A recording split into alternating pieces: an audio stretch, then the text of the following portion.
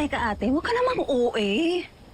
Eh, yung mga sinasabi mo, wala namang ebidensya or ano, puro kutob lang.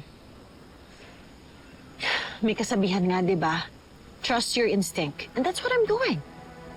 Alam ko, kuya mo si Chris. Pero hindi mo siya dapat pinagtatakpan. Eh, wala naman kasi siyang kalokohan na ginagawa.